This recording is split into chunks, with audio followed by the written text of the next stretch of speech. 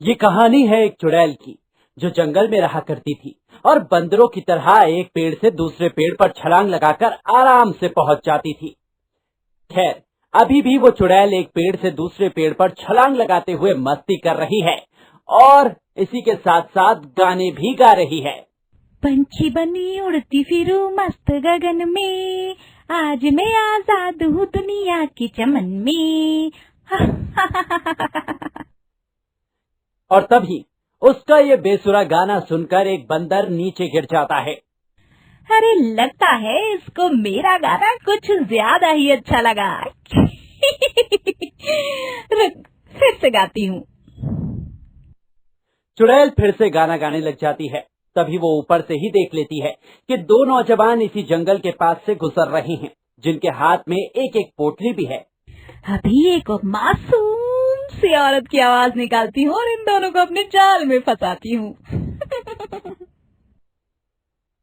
तब चुड़ैल पेड़ से छलांग लगाकर नीचे उतरती है और एक औरत की आवाज में जोर जोर से उनसे मदद मांगने लगती है।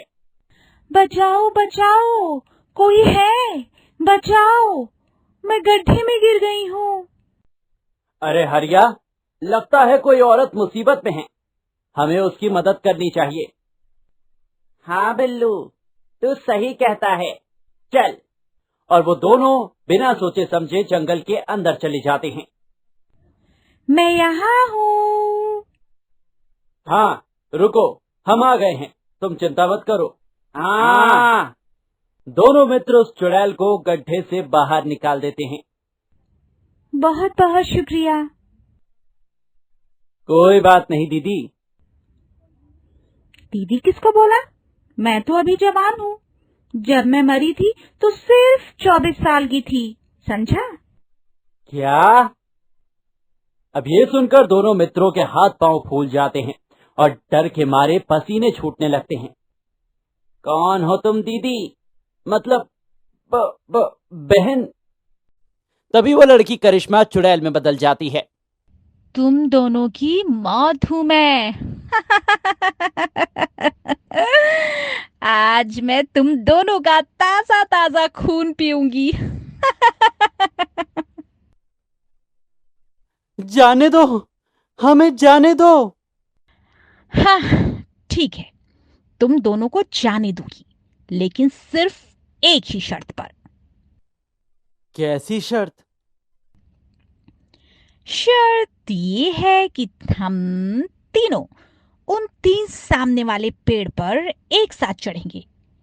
तो अगर तुम दोनों में से कोई भी एक मुझसे पहले पेड़ पर चढ़ गया तो मैं तुम दोनों को जाने दूंगी।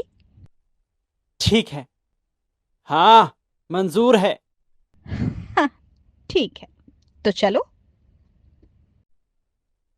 चुड़ैल के 3 कहने पर तीनों एक साथ उस पेड़ की तरफ आगे बढ़ते हैं और जल्दी से उस पेड़ पर चढ़ने लगते हैं।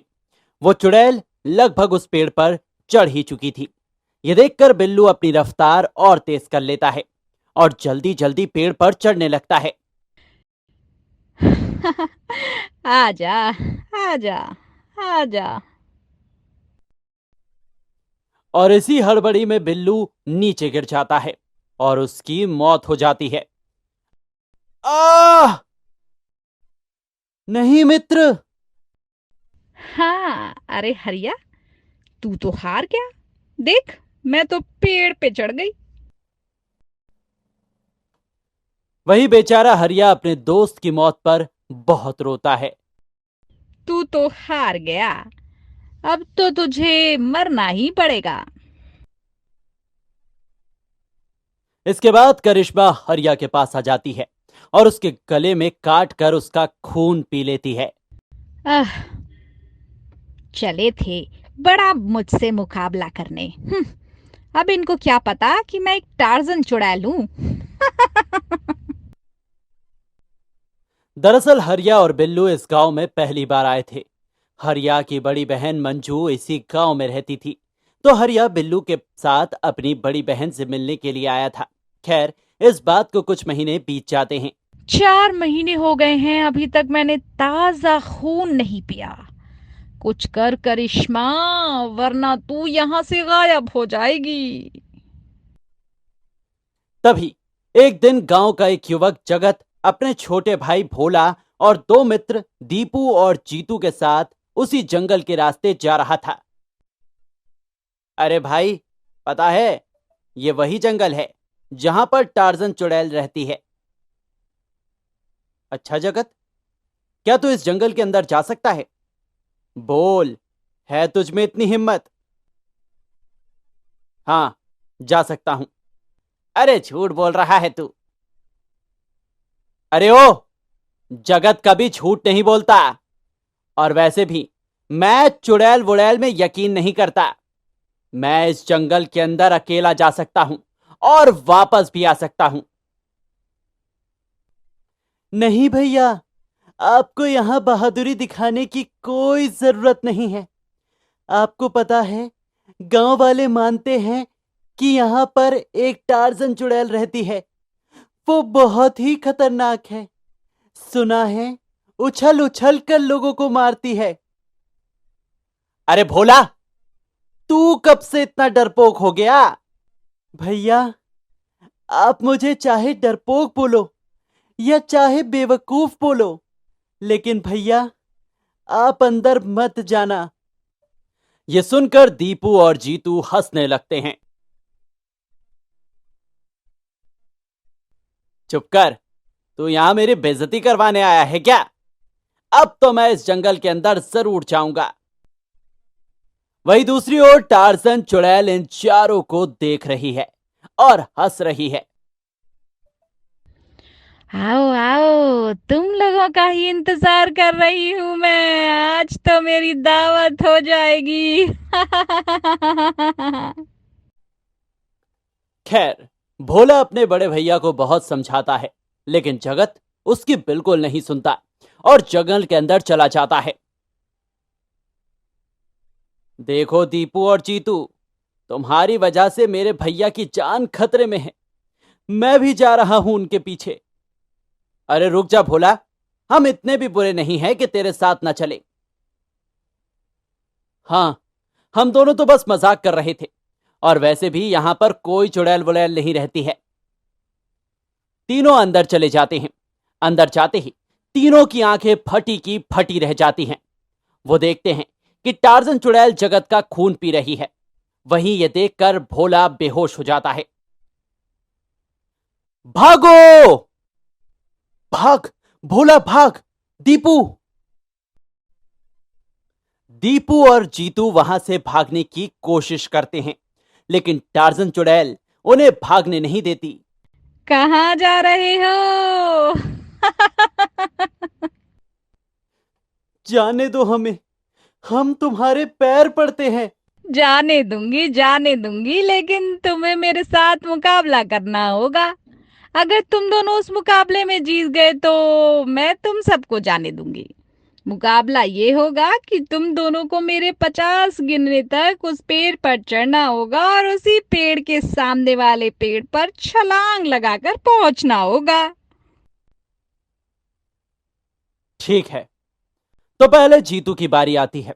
चुड़ैल गिनती शुरू करती है और जीतू पेड़ पर चढ़ना शुरू करता है। इसी बीच दीपू देखता है कि चुड़ैल का ध्यान जीतू पर है, इसलिए वो वहां से भागने की कोशिश करता है, लेकिन तभी चुड़ैल उसे देख लेती है। रुक जा, अभी तो तेरी खोपड़ी तोड़ती हूँ। तभी वो चुड़ैल दीपू के पास जाती है और अपने हाथ से उसके सिर पर मारती है, जिससे दीपू की वहीं पर मौत हो जाती है। मुझसे चालाकी कर रहा था, अब फूट गया ना तरबूजे की तरह। वहीं जीतू ये देखकर डर जाता है और जल्दी जल्दी जैसे तैसे दूसरे पेड़ पर छलांग लगा देता है। मैंने कर दिया, अब मुझे जाने दो। अरे तूने तो कर दिया, लेकिन तूने 50 गिनने तक नहीं किया, बल्कि 150 गिनने तक किया। तुझे क्या लगा बे, मुझे पता नहीं चलेगा? अब तू भी मर। इसके बाद करिश्मा जीतू को भी मार देती है और उसका खून पी जाती है। इसके बाद चुड़ैल बेहोश पड़े भोला को देखने के लिए पीछे मुड़ती है, तो देखती है कि भोला वहां से गायब है। अरे कहाँ गया वो? दरअसल भोला वहां से मौका पाकर भाग चुका था। भोला भागकर सीधे प्रधान के पास पहुंच गया था। वो वहां प्रधान को सारी बात बता देता है। क्या? हमें तो लगा ये सिर्फ एक अफवाह है। चलो, जल्दी चलो। सभी गांव वाले एकजुट हो जाते हैं और अपने हाथ में मशाल लेकर टार्जन चुड़ैल के जंगल के पास पहुंचते हैं। निकल, बाहर निकल चुड़ैल। तूने मेरे बड़े भाई और मेरे मित्रों को मार दिया। इसका बदला हम गांव वाले तुझसे लेकर रहेंगे। गांव वालों, मैंने कहा था ना कि इस जंगल में एक चुड़ैल रहती है। इसी ने मेरे भाई हरिया को भी मारा है। निकल टार्जन चुड़ैल, निकल बाहर। वही चुड़ैल को आग से बहुत डर लगता था, इसलिए वो चुपचाप जंगल के अंदर रहती है। चुपचाप यहाँ बैठी रहे, वरना मुर्गी की तरह भुन जाएगी तू यहाँ। कि तभी गांव वाले चुड़ैल को धमकी देने लगते हैं। सुन ले, अगर तू 4 गिनने तक जंगल से बाहर नहीं आई तो हम ये जंगल ही जला देंगे। या तेरे पास एक और चारा है कि तू बाहर निकल और इस गांव को हमेशा हमेशा के लिए छोड़ दे। चली जा। लेकिन उधर से चुड़ैल का कोई जवाब नहीं आता। मालिक, ये नहीं मानने वाली। हमें जंगल को जलाना होगा, वरना अगर ये यही रही तो ये गांव के और भी लोगों को ऐसे ही मारती रहेगी। हाँ, 1 2 3। कि तभी चुड़ैल वहां सबके सामने आ जाती है और रोने लगती है। नहीं, मुझे जाने दो। मुझे अपनी गलती का पछतावा हो रहा है। मैं इस गांव में अब कभी नहीं आऊंगी। लेकिन मैं विनती करती हूँ कि ये जंगल मत जलाओ प्लीज। मेरा ये पुराना घर है, 40 साल पहले का। मेरे पति ने मुझे इस जंगल में ऐसे ही छोड़ दिया था। उस समय जंगल के पास कोई गांव नहीं हुआ करता था और मैं अकेले ही यहाँ भूख प्यास से तड़प कर मर गई थी। और मरने के बाद मैंने इस जंगल को ही अपना घर मान लिया। दरअसल ये बहुत पुरानी बात थी, इसलिए अब तक तो चुड़ैल का पति भी मर गया था। खैर, चुड़ैल गांव वालों को सब कुछ बता देती है। देखो टार्जन चुड़ैल, तुम्हारे साथ गलत हुआ है, लेकिन इसका मतलब ये नहीं कि तुम सबके साथ ही गलत करोगी। अब यहां से चली जाओ और यहां पर कभी वापस मत आना। हाँ, ठीक है। तब चुड़ैल उस गांव को छोड़कर हमेशा हमेशा के लिए चली जाती है। वहीं अब गांव वाले खुशी खुशी रहने लगते हैं।